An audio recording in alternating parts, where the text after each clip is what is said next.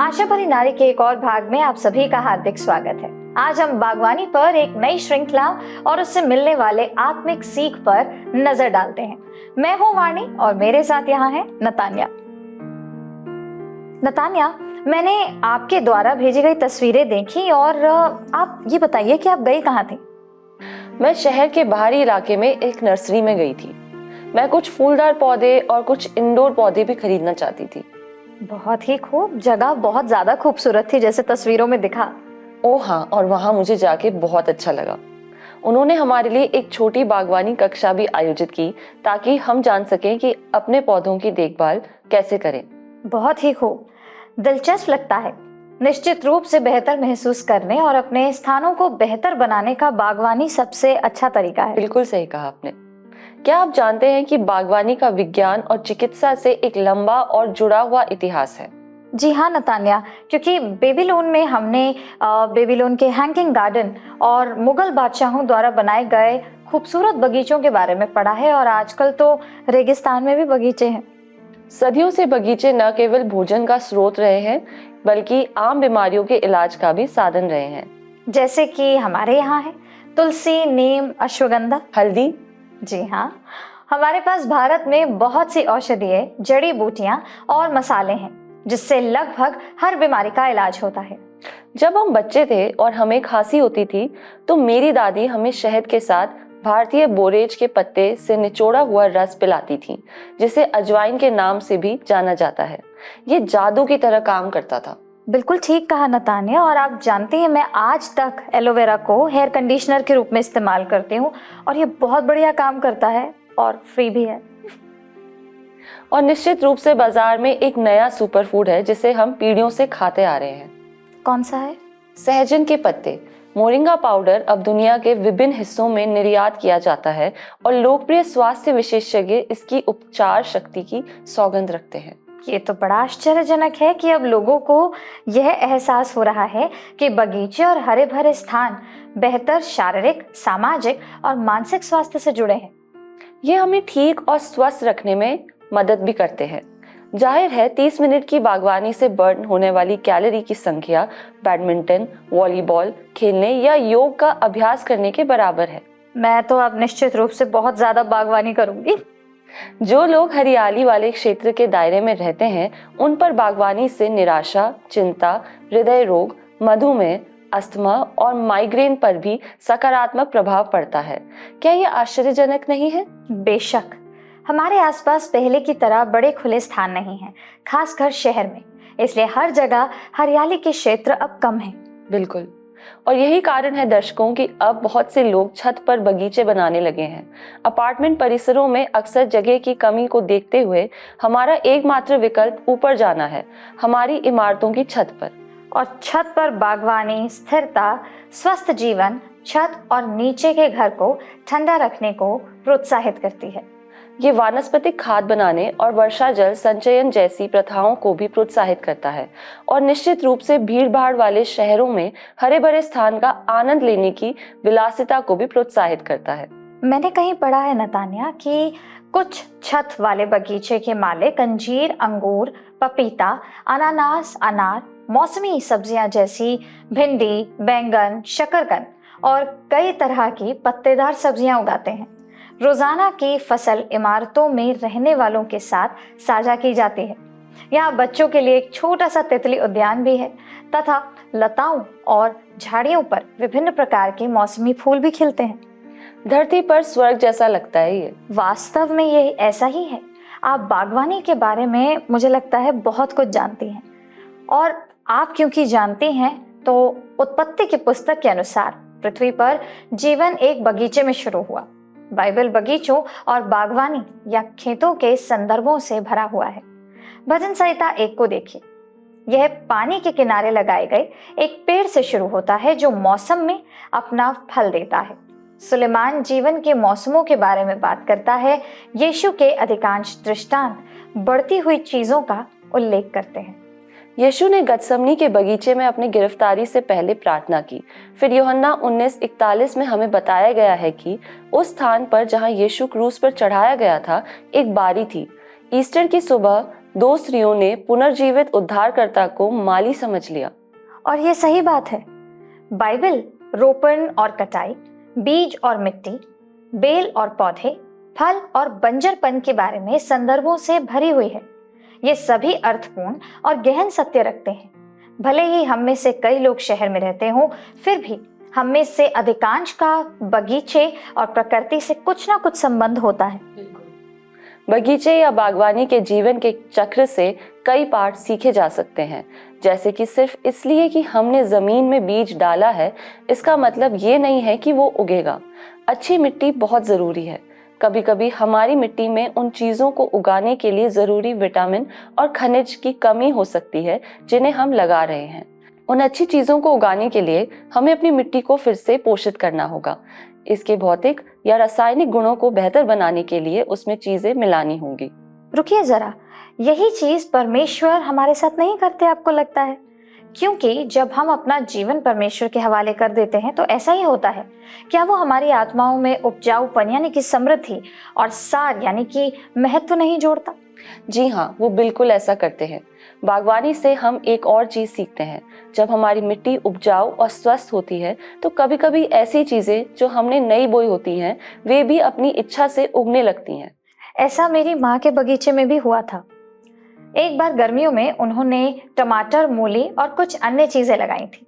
अचानक एक अजीब सी बेल दिखाई दी। हमने तुरंत सोचा कि यह एक खरपतवार है, इसलिए हमने उसे उखाड़ने की योजना बनाई। शुक्र है कि हमारे पड़ोसी ने हमें इंतजार करने और उसे देखने की सलाह दी कि ये है क्या। इसलिए हमने धैर्यपूर्वक इस चीज को बढ़ने दिया और इसका इंतजार किया। अगले कुछ हफ्तों में हमने देखा अपने रहस्यमय पौधे को उसमें से उगते हुए। हमने सोचा कि शायद यह खीरा है, फिर हमने सोचा कि यह तरबूज है, और निश्चित रूप से मेरे दिमाग में मुझे अभी भी लगा कि यह एक खरपतवार है। फिर आखिरकार क्या हुआ? वो क्या चीज थी? आखिरकार छोटे छोटे खरबूजे उसमें से उगने लगे और हमें एहसास हुआ कि हमने उन्हें लगाया ही नहीं था। वे कहाँ से आए? आप जानती हैं कि माएँ अक्सर जो किचन का कचरा होता है उसे मिट्टी में मिला देती हैं। ओ हाँ, मैं भी बिल्कुल ऐसा ही करती हूँ। बस ठीक ऐसा ही हुआ था। दरअसल वो वही कचरा था जिसे मिट्टी में मिलाया गया था। हमने उनमें से कुछ फल खाए थे और उनके बीज जो होते हैं और जो प्याज के छिलके होते हैं, जो संतरे के छिलके और अंडे के छिलके होते हैं, वो सब उसमें दबे हुए थे। चूंकि मिट्टी बहुत स्वस्थ थी, इसलिए जब ये पर्याप्त गर्म हुई तो बीज उगने लगे। ये तो कमाल है, मीठे आश्चर्य की बात है। सच बताऊं नतानिया, तो मुझे लगता है कि बागवानी के बारे में कुछ तो सीख ही गई हूँ, क्योंकि मेरी माँ मुझे बताती थी कि पौधे लगाने के लिए गड्ढा कैसे तैयार करना है या कब कुछ जमीन में डालना है, तो मैं उनकी बात नहीं सुनती थी। मुझे इस काम का जुनून था और मैं वाकई सफल होना चाहती थी, लेकिन मेरे पौधे मर गए। और फिर उसके बाद आखिरकार मैं उनके साथ बैठी और ये जानने की कोशिश की कि पौधे कैसे उगाए जाते हैं। यह कोई ऐसी चीज नहीं है जैसे आप रातों रात सीख जाएं। असल में मैं अभी भी इसे सीख ही रही हूँ। लेकिन ये हमारे आत्मिक जीवन और हमारी सेवकाई के लिए बिल्कुल वैसा ही है। हमें इस पर प्रतिदिन काम करने की जरूरत है। हम महान शिष्य निर्माताओं और शिक्षकों से सीख सकते हैं। हम प्रार्थना योद्धाओं से प्रार्थना करना सीख सकते हैं और उन पुरुषों और महिलाओं से पवित्र शास्त्र पर विचार करना सीख सकते हैं जो परमेश्वर के वचन पर विचार करने के द्वारा उसकी उपस्थिति का अभ्यास करते हैं। बिल्कुल ठीक कहा आपने। बागवानी हमें सिखाती है कि सही तरीके से पौधे लगाना यानी बोना जरूरी है, लेकिन सबसे सफल बगीचे वो हैं जिनकी हम देखभाल करते हैं। वे बगीचे जिनमें हम हर रोज घूमते हैं, पौधों को देखते हैं, नमी की जांच करने के लिए मिट्टी में अपनी उंगली डालते हैं, कीड़ों के लिए पत्तियों के नीचे देखते हैं और खरपतवार निकालते हैं। ठीक उसी तरह हमें परमेश्वर के साथ अपने रिश्ते को पोषित करने की जरूरत है। हम अपनी कार में ईंधन भर सकते हैं और इसके बाद एक हफ्ते तक ईंधन भरने के बारे में नहीं सोचते, लेकिन हमारे आत्मिक जीवन के विकास के लिए हमें रोजाना ध्यान देने की जरूरत है। बिल्कुल।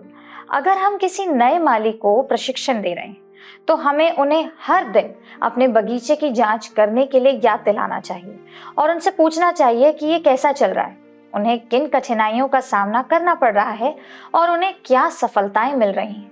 यही तरीका है जिससे हम एक ऐसे मसीही को शिष्य बनाते हैं जो प्रभु में बढ़ना चाहता है। ये देखने का एक सुंदर तरीका है। क्या आपको पता है कि बगीचे बनाते समय एक और चीज महत्वपूर्ण होती है? मुझे लगता है कि मौसम जरूरी है। जी हाँ, आप बिल्कुल सही कह रही हैं। माली को मौसम के प्रति संवेदनशील होना चाहिए। पौधे लगाने का एक ऐसा मौसम होता है, खाद डालने का एक अलग मौसम होता है, छटाई का एक मौसम होता है, पौधे की सुरक्षा का एक मौसम होता है, कीटों की संक्रमण से बचाने का एक मौसम होता है, और निश्चित रूप से एक ऐसा मौसम होता है जब हम बस बैठकर अपने बगीचे की सुंदरता का आनंद लेते हैं। अधिकांश बीज पैकेट पर रोपण का सबसे अच्छा समय लिखा हुआ होता है। मैंने देखा है कि कुछ पौधे सर्दियों में अच्छे होते हैं, जबकि बाकी कुछ मर रहा होता है, और कुछ हर साल बरसात के मौसम में फिर से उगाते हैं। जी हाँ, यही कारण है कि गर्मियों में हमारे पास आम और ठंड के मौसम में संतरे होते हैं। बिल्कुल, विश्वासियों के रूप में हमारे पास भी मौसम होते हैं। महान जीत और खुशी के समय होते हैं, और ऐसे समय भी होते हैं जब ऐसा लगता है कि परमेश्वर ने हमारे कामों पर से अपनी आशीषें हटा ली हैं। बिल्कुल, ऐसे समय होते हैं जब हम बैठकर दूसरों में हमारे द्वारा प्रोत्साहित की गई वृद्धि को देखते हैं, और ऐसे समय भी होते हैं जब हमें उन लोगों की रक्षा करने की आवश्यकता होती है जिनकी हम सेवा करते हैं, उन परिस्थितियों से जो मसीही जीवन में निराशा और निरुत्साह का कारण बनती हैं। पौधों की देखभाल करना बहुत बड़ी जिम्मेदारी है दर्शकों, लेकिन आखिरकार चाहे हम कितनी भी कोशिश कर लें, हम कुछ भी नहीं बढ़ा सकते। हमारा काम पौधे लगाना, पानी देना और सुरक्षा करना है। लेकिन मैं हमेशा आश्चर्यचकित रहती हूँ कि एक पौधा कैसे बढ़ता है और उसकी सुंदरता कैसी होती है। हमारे साथ भी ऐसा ही होता है। बिल्कुल, हम सेवा करते हैं, हम साझा करते हैं कि परमेश्वर हमारे जीवन में कैसे काम कर रहे हैं। हम दूसरों के साथ प्रार्थना करते हैं और उन्हें प्रोत्साहित करते हैं, लेकिन ये आत्मा है जो फल पैदा करती है। हमारा काम विश्वास योग्य और आज्ञाकारी होना है, लेकिन ये समझना है कि परिणाम हमेशा परमेश्वर से आते हैं, हमसे नहीं। और सच में ये बहुत बड़ा अद्भुत सत्य है। कभी कभी घर के माली के रूप में हमें कुछ चीजों को बढ़ने से रोकने की जरूरत होती है। खरपतवार भ्रामक यानी कि धोखे में डालने वाले होते हैं। हम उन्हें कभी नहीं लगाते हैं, लेकिन वे हमेशा दिखाई देते हैं, और कभी कभी वे इतनी तेजी से बढ़ते हैं कि वे लगभग रातों रात हमारे पौधों जितने बड़े हो जाते हैं। और इससे पहले कि हम कुछ समझ पाएं, वे हमारी सब्जियों, जड़ी बूटियों और फूलों को खा जाते हैं, पानी और पोषक तत्वों को चुरा लेते हैं और प्रजनन करते हैं। माली समझते हैं कि रोजाना बगीचे की देखभाल करने का एक हिस्सा खरपतवारों की तलाश करना और उन्हें उखाड़ना है, और जब हम कई दिनों तक अपने बगीचे में नहीं जाते हैं तो खरपतवार लगभग हावी हो सकते हैं।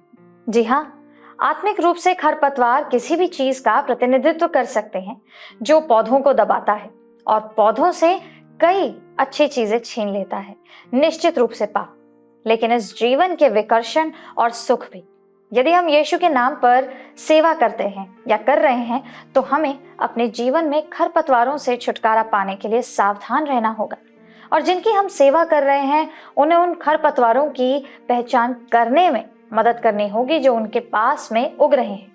युवा विश्वासी खरपतवारों की पहचान करने में सक्षम नहीं हो सकते हैं, क्योंकि वे असली चीज की तरह दिखते हैं।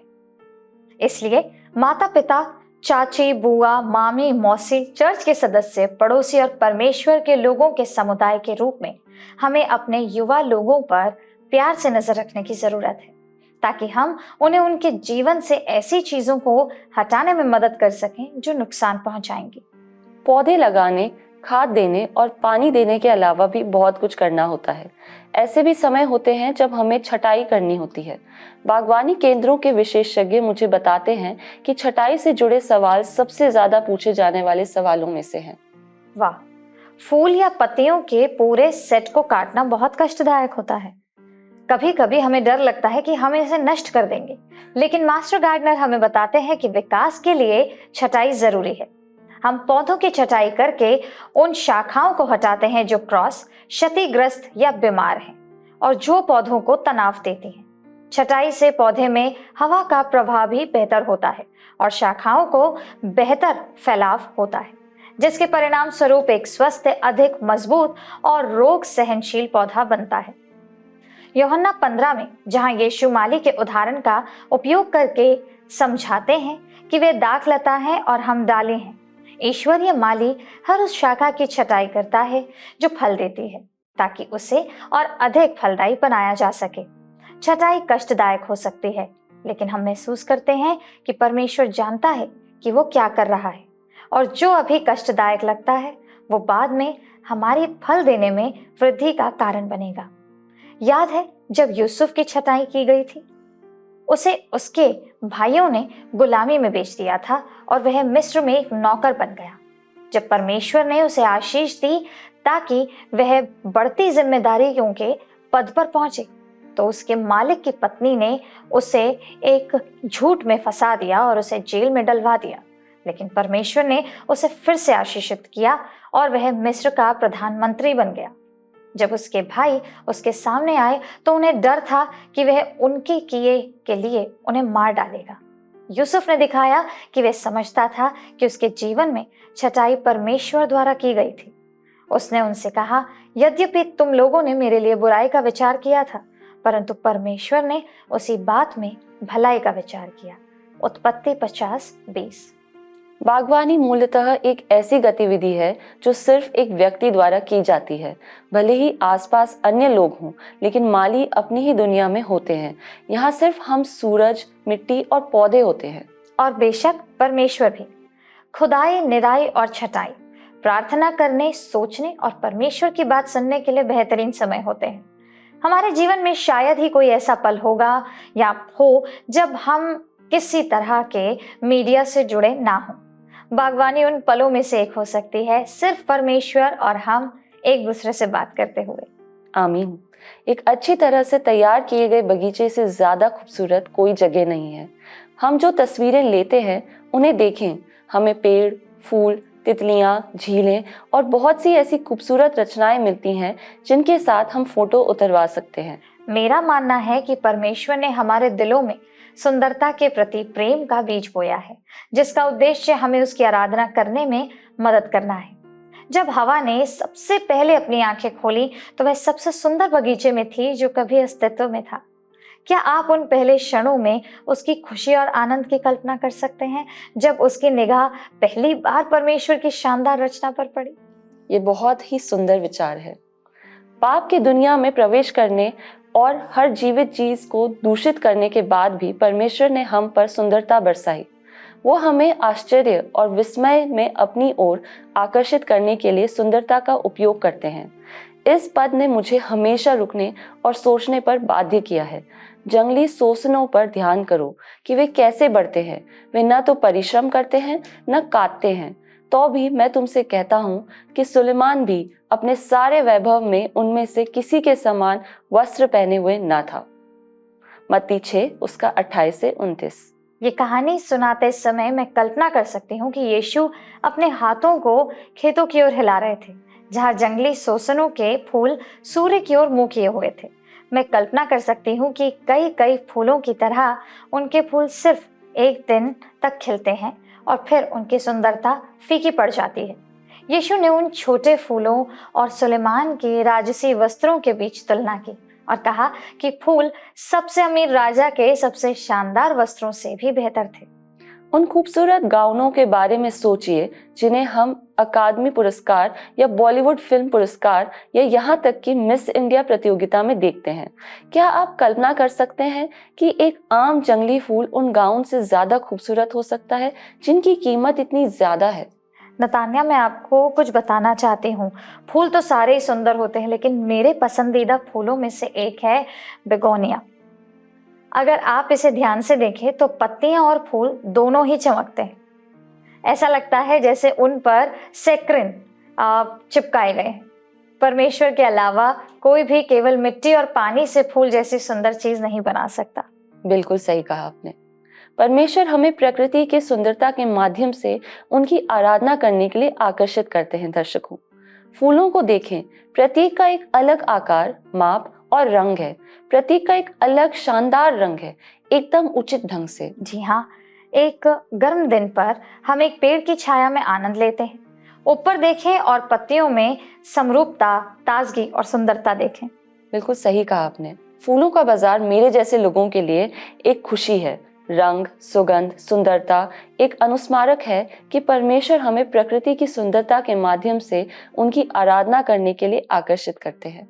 जी हाँ, हम भी परमेश्वर के खूबसूरत बगीचे का हिस्सा हैं और मिलजुल कर हम हवा में सुगंध, हवा में ठंडक और आत्मा में शांति जोड़ते हैं।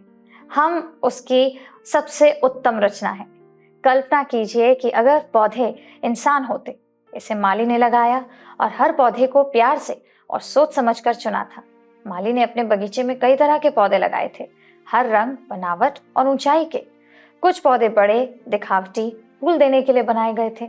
दूसरे पौधे आरामदेह हरी पृष्ठभूमि प्रदान करने के लिए थे। कुछ पौधे जमीन को ढकने के लिए बनाए गए थे। दूसरे पौधे ऊंचे होकर छाया प्रदान करने के लिए बनाए गए थे।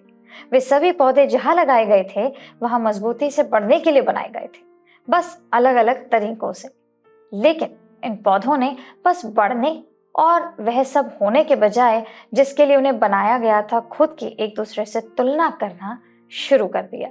कुछ बड़े दिखावटी पौधों ने फूल देना बंद कर दिया, जबकि अन्य अपनी सुंदरता पर गर्व से असामान्य रूप से फूल गए।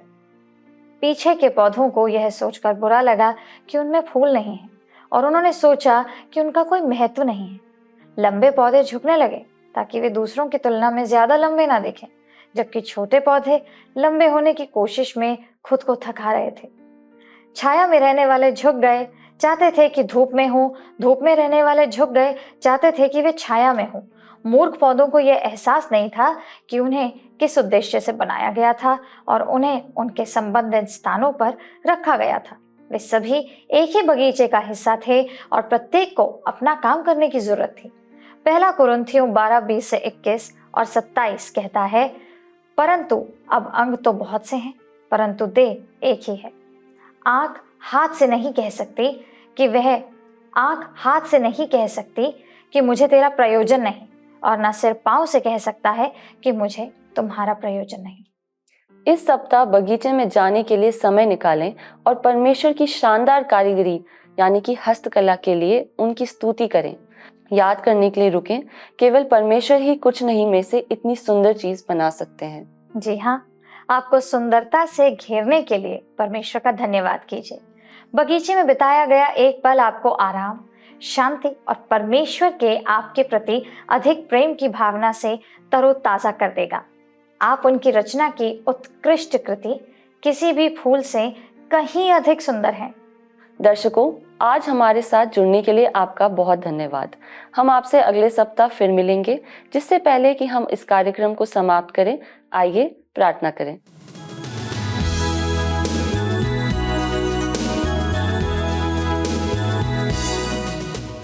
आइए हम प्रार्थना करें। धन्यवाद पिता परमेश्वर, हम आपका धन्यवाद करते हैं कि आपने आज का ये दिन हमें दिया। प्यारे प्रभु जी, आप सच में, आपने जिस प्रकार अपने वचन में कहा कि आप पिता हमें कितने दिल से पिता परमेश्वर, आपने हमें एक अनमोल रचना में बनाया है। हाँ पिता, उत्पत्ति में जब हम पढ़ते हैं, आपने पिता इस पूरी धरती का, इस पूरे परमेश्वर, इस पूरे समाज का, इस पूरी धरती का आपने पिता परमेश्वर जी संरचना की, लेकिन उन सब में सबसे अनमोल, सबसे प्रतिष्ठित और सबसे उत्कृष्ट आपने हमें बनाया। प्यारे प्रभु, हम धन्यवाद करते हैं कि आपने मनुष्य को अपने स्वरूप में बनाया। हाँ यीशु मसीह, हम धन्यवाद करते हैं कि जैसे एक माली अपने पौधों की रक्षा करता है, उन्हें सींचता है, उन्हें सही समय पे बोता है, उनके जीवन किस तरीके से आगे बढ़ाना है, किस तरीके से उनका उपयोग करना है, वो करता है। उसी रूप से पिता, आप हमारे जीवन को बनाते हैं पिता परमेश्वर, से ढालते हैं और उसका सही नेतृत्व करते हैं। प्यारे प्रभु, हमें एक अच्छी दाखलता बनने में आज आपकी मदद की आवश्यकता है। पिता, हम चाहते हैं पिता परमेश्वर कि हम हमेशा आप में बने रहें, हमेशा आप में जुड़े रहें, क्योंकि आपके बिना हमारा अस्तित्व नहीं है। प्यारे प्रभु, हम ऐसे बनना चाहते हैं, ऐसे पौधे बनना चाहते हैं जिन्हें जब भी आप देखें उनमें फूल निकले। हम मुरझाना नहीं चाहते प्यारे पिता।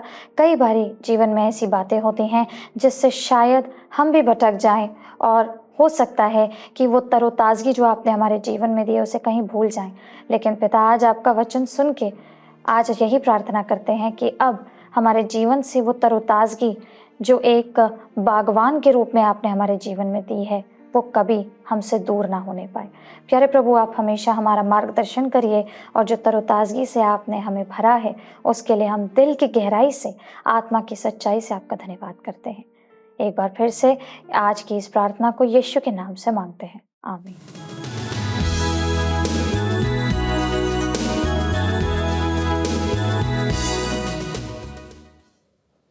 दर्शकों, हमें उम्मीद है कि आपको आज का कार्यक्रम पसंद आया होगा। यदि आपको आज का कार्यक्रम पसंद आया है तो स्क्रीन पर मौजूद नंबर पर मिस्ड कॉल ज़रूर दीजिए। आप इस कार्यक्रम को फिर से देख सकते हैं हमारे YouTube चैनल पर। अगले सप्ताह हम आपसे फिर मिलेंगे इसी वक्त इसी समय। तब तक के लिए परमेश्वर आपको आशीष दें।